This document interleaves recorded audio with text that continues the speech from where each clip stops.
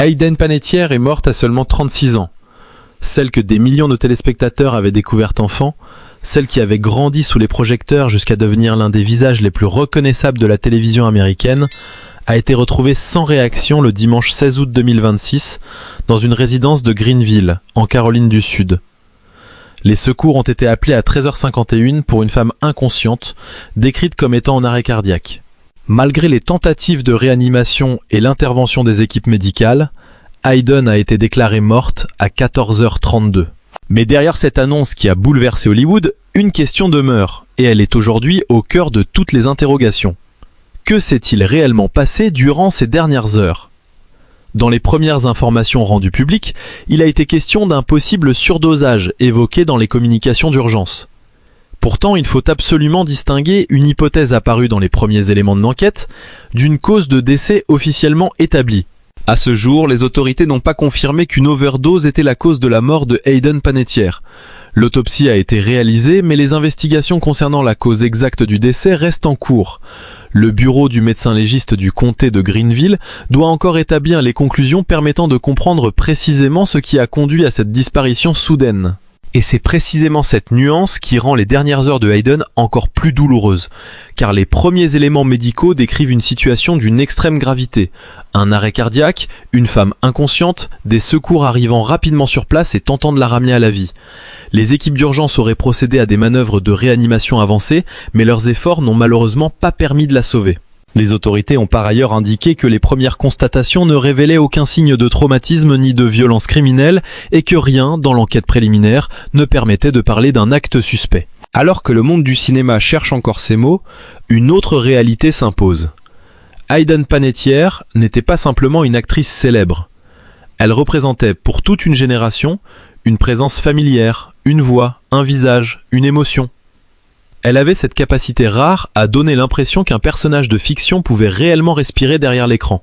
Dans Heroes, elle avait incarné Claire Bennett, cette jeune femme qui semblait indestructible, cette héroïne capable de se relever après chaque blessure. Le rôle avait marqué durablement la culture populaire et avait fait de Hayden une star internationale.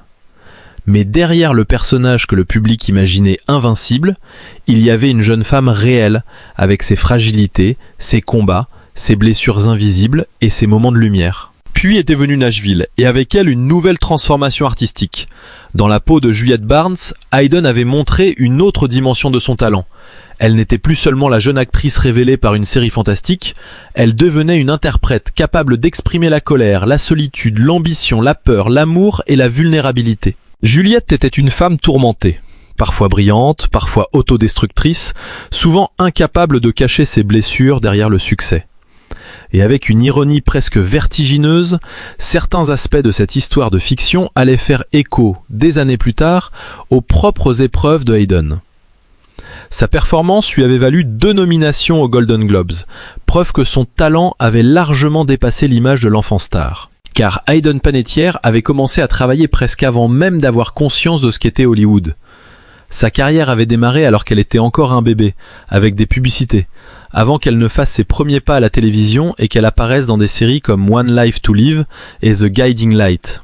Elle avait grandi devant les caméras, traversant les différentes étapes d'une industrie qui transforme parfois les enfants en adultes sous le regard permanent du public. Dès son plus jeune âge, elle avait appris à sourire devant les objectifs, à mémoriser des textes, à jouer des émotions et à répondre aux attentes d'un univers où l'image peut devenir une seconde peau. Et puis il y eut le cinéma. Remember the Titans, Raising Helen, Ice Princess, les films de la franchise Scream, mais aussi plus tard le jeu vidéo Until Dawn, dans lequel elle avait prêté sa voix et son apparence au personnage de Samantha. Chacune de ces expériences avait ajouté une nouvelle facette à son parcours. Hayden n'était pas enfermée dans un seul registre. Elle pouvait passer de la comédie familiale à l'horreur, du drame télévisé à l'univers fantastique, de la musique à l'interprétation dramatique. Elle possédait cette énergie singulière que l'on reconnaît immédiatement chez certaines personnalités. Une présence capable de remplir l'écran avant même qu'un mot ne soit prononcé. Mais l'histoire de Hayden Panettiere ne peut pas être racontée honnêtement en ne parlant que des tapis rouges, des séries à succès et des applaudissements. Parce qu'au fil des années, elle avait choisi de parler publiquement de ses difficultés. Et cette décision, malgré la douleur qu'elle pouvait représenter, témoignait aussi d'un courage considérable. Elle avait évoqué sa dépression postpartum, ses problèmes liés à l'alcool et sa dépendance aux opioïdes. Elle avait parlé de périodes où son existence semblait lui échapper, de la difficulté à retrouver un équilibre et du poids psychologique de certaines décisions personnelles. Dans ses prises de parole, elle ne cherchait pas à se présenter comme une héroïne parfaite. Elle acceptait de montrer une femme en lutte. Cette franchise prenait une dimension encore plus forte avec son livre This Is Me a Reckoning, dans lequel elle revenait sur plusieurs épisodes douloureux de sa vie. Elle y abordait notamment ses addictions, son rapport à l'alcool, les conséquences de la dépression postpartum et la souffrance liée à sa situation familiale. Pour beaucoup, ce témoignage était celui d'une femme qui refusait désormais de laisser les autres raconter son histoire à sa place. Hayden voulait reprendre sa propre voix. Elle voulait expliquer ce qui se cachait derrière les gros titres, derrière les photographies, derrière les sourires de façade. Et cette voix, aujourd'hui, prend une résonance particulière. Parce qu'une disparition aussi soudaine pousse inévitablement le public à revisiter les dernières paroles, les dernières images, les dernières apparitions d'une personnalité. Quelques semaines seulement avant sa mort, Hayden avait encore utilisé les réseaux sociaux. Le 27 juillet, elle avait partagé une photographie en noir et blanc aux côtés du photographe Randall Slavin, accompagné d'un message évoquant les bons moments et les bons amis. Rien, dans cette publication, ne pouvait permettre d'imaginer qu'elle deviendrait l'une des dernières traces publiques laissées par l'actrice avant sa disparition. Et c'est justement ce qui rend les archives numériques si troublantes. Une image qui semblait ordinaire peut soudain devenir, après un décès, une fenêtre vers un instant qui ne reviendra jamais. Dans les heures qui ont suivi l'annonce, les hommages ont commencé à affluer. Des acteurs et actrices ayant partagé une partie de son parcours ont exprimé leur tristesse. Melissa Barrera, Bethany Joy Lenz, David Arquette, Selma Blair et d'autres personnalités ont rendu hommage à celles qui avaient marqué leur univers professionnel. La disparition de Hayden a également réveillé une immense vague de souvenirs chez les spectateurs qui avaient grandi avec Heroes, vibré au rythme de Nashville ou découvert son visage dans les films Scream. Son père, Alan Skip Panettiere, a confirmé la tragédie et a livré des mots qui donnent une mesure différente de la personne qui se cachait derrière la célébrité. Il a décrit sa fille comme une lumière éclatante et une véritable force de la nature, soulignant tout l'amour et toute la joie qu'elle avait apporté à ceux qui l'entouraient. Ces mots résonnent aujourd'hui avec une puissance particulière. Car lorsque les projecteurs s'éteignent, lorsqu'il n'y a plus ni caméra ni scénario, ce qui reste d'une personne n'est pas seulement sa filmographie. Ce sont les souvenirs qu'elle a laissés chez les autres, les éclats de rire, les conversations, les gestes, les liens, les moments que personne ne pourra jamais voir sur un écran. Hayden était aussi une mère. Elle laisse derrière elle sa fille Kaya, née en 2014 de sa relation avec l'ancien boxeur ukrainien Vladimir Klitschko.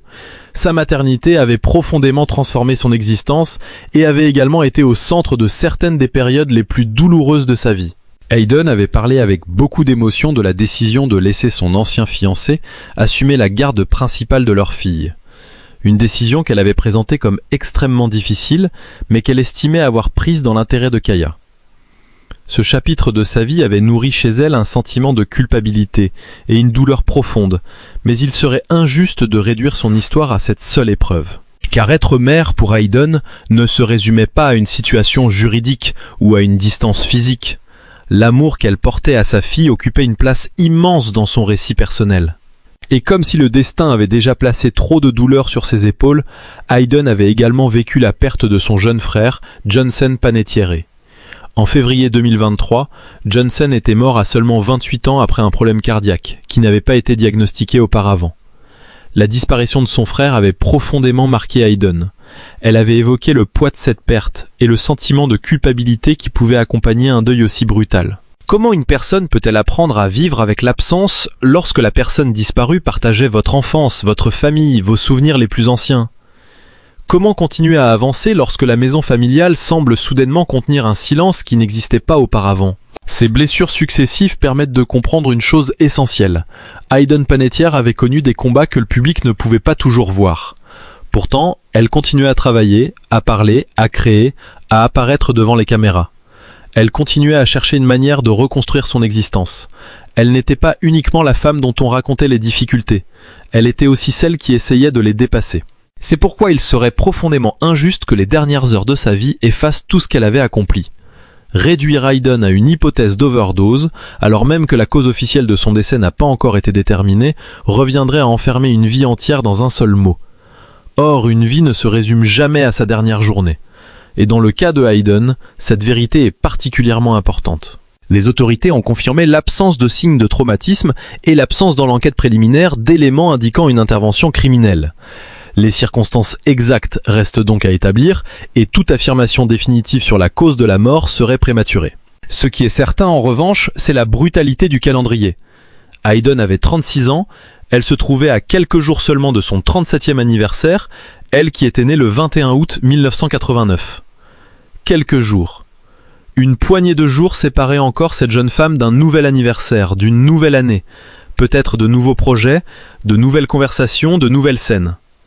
Et soudain, le temps s'est arrêté. Il existe quelque chose de particulièrement cruel dans la mort d'une personne qui semblait encore avoir tant de chapitres à écrire. Le public imaginait naturellement Hayden continuer à évoluer, à retrouver de nouveaux rôles, à raconter d'autres histoires. Après avoir passé une grande partie de sa vie sous les projecteurs, elle avait encore tant de choses à dire. Son parcours récent montrait d'ailleurs une volonté de reprendre possession de son récit, de parler sans masque de ses blessures et de transformer ses expériences en paroles. Son livre en était l'une des manifestations les plus fortes. Et pourtant, dans les dernières informations disponibles, une ombre demeure. Le médecin légiste doit encore déterminer la cause précise du décès. Les premiers éléments médicaux ont décrit un arrêt cardiaque, tandis que les communications d'urgence ont fait émerger l'hypothèse d'un possible surdosage. Mais entre une hypothèse et une conclusion scientifique, il existe un fossé que l'on ne doit pas franchir. C'est précisément pour cette raison que l'enquête continue. L'autopsie n'a pas révélé de signes de traumatisme, mais cela ne signifie pas encore que toutes les réponses sont connues. Dans cette attente, les souvenirs de Hayden deviennent plus puissants que les spéculations. On se souvient de Claire Bennett courant à travers les couloirs de Heroes, de cette phrase devenue emblématique autour de laquelle toute une génération s'était passionnée, « Sauvez la pom-pom girl, sauvez le monde ». On se souvient de Juliette Barnes chantant « Fragile et combative » dans Nashville. On se souvient de Kirby Reed dans Scream. On se souvient de Sam dans Until Dawn. On se souvient surtout d'une actrice qui, très jeune, avait compris que jouer signifiait parfois offrir au public une partie de soi. Et peut-être est-ce là que réside la véritable grandeur de Hayden Panettiere. Pas dans l'idée d'une existence parfaite, car elle ne l'était pas. Pas dans une image artificiellement brillante, car elle avait elle-même refusé de cacher toutes ses blessures. Sa grandeur se trouve plutôt dans cette capacité à continuer d'avancer malgré les chocs, à revenir parler après les périodes de silence, à reconnaître ses fragilités et à tenter de reconstruire quelque chose lorsque tout semblait s'effondrer. Son parcours rappelle aussi la face cachée de la célébrité. Pour le public, une star apparaît sur un écran pendant quelques dizaines de minutes. Mais derrière cette image, il existe une personne qui doit affronter les mêmes peurs, les mêmes pertes, les mêmes doutes et les mêmes blessures que n'importe qui. Hayden avait connu la célébrité très tôt, mais la célébrité n'avait pas pu la protéger contre la souffrance. Elle n'avait pas empêché le deuil. Elle n'avait pas effacé la dépression. Elle n'en est pas rendu plus simple la maternité. Elle n'avait pas suffi à faire disparaître les addictions. Et elle n'avait certainement pas empêché les blessures intérieures de revenir, parfois lorsque personne ne les voyait. C'est pourquoi les dernières images de Hayden ne doivent pas être interprétées uniquement à travers le prisme de sa mort. Elles doivent aussi être replacées dans l'ensemble d'une trajectoire extraordinaire. Une enfant devenue actrice, une jeune femme devenue star internationale, une artiste ayant chanté, joué, prêté sa voix, défendu des causes et parlé de sujets que beaucoup auraient préféré garder secrets, une mère, une sœur, une fille, une amie. Une femme qui avait connu des sommets impressionnants et des vallées terriblement profondes. Et au milieu de cette histoire, il y a cette date, le 16 août 2026, une journée qui, quelques heures auparavant, n'avait rien de différent des autres. Puis un appel d'urgence à 13h51, des secours, une tentative désespérée de réanimation, et à 14h32, une annonce que personne autour d'elle ne voulait entendre. Hayden Panettiere n'était plus là. Le contraste est vertigineux. Une carrière construite pendant plus de 3 décennies, des personnages devenus iconiques, des milliers d'heures de tournage, des interviews, des concerts, des scènes, des photographies, des fans, une famille, une fille, des projets. Et soudain, quelques chiffres inscrits dans un rapport d'intervention. Mais une vie humaine ne peut évidemment pas être contenue dans un rapport médical. Ce qui demeure, ce sont les traces. Une voix enregistrée, un regard capturé par une caméra, une scène dans Heroes, une chanson de Nashville, une apparition dans Scream, une performance dans Until Dawn, une photographie en noir et blanc publiée quelques semaines avant sa mort, des témoignages de proches, des souvenirs de collègues, et cette phrase de son père qui décrit une femme comme une force de la nature et une lumière dans la vie des autres. Pendant que les enquêteurs poursuivent leur travail, le monde extérieur, lui, continue de chercher une explication immédiate. Mais parfois la seule réponse honnête est de reconnaître que toutes les réponses ne sont pas encore disponibles. La cause officielle du décès de Hayden Panettiere reste à établir, et cette prudence est essentielle. Les spéculations peuvent remplir les réseaux sociaux en quelques minutes, mais elles ne rendent pas justice à une femme dont la vie fut infiniment plus complexe qu'un titre sensationnel. Car Hayden avait passé des années à lutter pour reprendre le contrôle de son propre récit. Elle avait raconté ses difficultés, affronté le regard du public et tenté de transformer ses expériences en quelque chose de constructif. Elle avait accepté de montrer les cicatrices que la célébrité ne pouvait pas dissimuler. Et maintenant, paradoxalement, le risque existe que sa disparition fasse exactement l'inverse, qu'elle réduise toute cette histoire à quelques mots, à une hypothèse, à une dernière journée.